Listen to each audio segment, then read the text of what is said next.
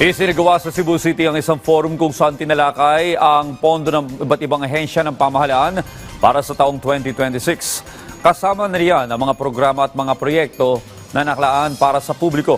Bahagi ito ng direktiba ni Pangulong Ferdinand R. Marcos Jr. na ipakita sa mga kababayan ang transparency na sinusulong ng kanyang administrasyon.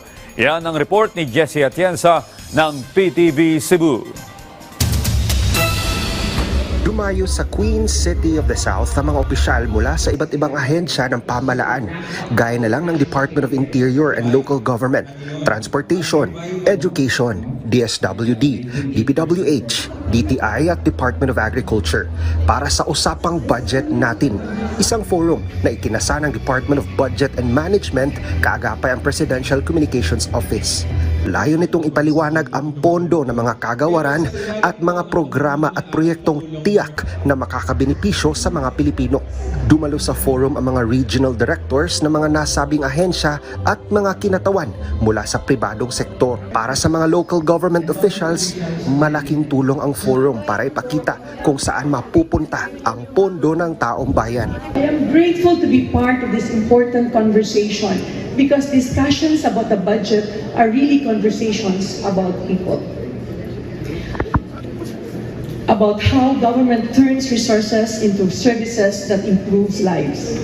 I remember during the DILG briefing for the newly elected governors last year, we were reminded that government is not in a business of saving, we are in a business of spending. And I have carried that lesson closely. But spending must always come with responsibility. We are called to spend wisely, transparently, and on projects that truly reflect what our people need, not just what looks good on paper. Well, this is very important considering na ang direksyon sa presidente na ang atong mga budget pa dili nagyud adto sa mga uban na lugar like mga dagko na agency pero direkta nato sa LGU. All this is sa mga importante kayo na nakuha na ko karon.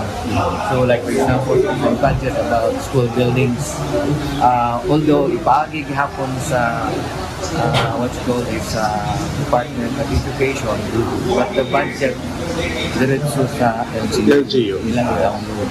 So ang pag-manage o pag-anaw ng budget put into programs. Kabilang sa mga proyektong inaabangan ng mga Cebuano ang nalalapit na pag-operate ng Cebu Bus Rapid Transit. Target nilang masimula na ang operasyon ng CBRT sa buwan ng Marso na inaasahang makakabenepisyo sa 30,000 na mga commuters sa Metro Cebu. As of now po, meron tayo kasing 97% na completion rate. Meron lang kaming inaayos as to that 3%. Dito na po yung pumapasok yung katanungan ni Sir na kahit paano yung hiccups na maiiwasan namin, mababawasan namin. As to the exact date or schedule of the operation, we're targeting it this March po. Could be like, hopefully this March talaga matapos na po natin. Isang dry run ang nakatakdang isagawa ng DOTR para sa CBRT upang matiyak na magiging operational at ligtas ito para sa mga commuter. Mula sa PTV Cebu, Jessie Atienza para sa Pambansang TV sa Bagong Pilipinas.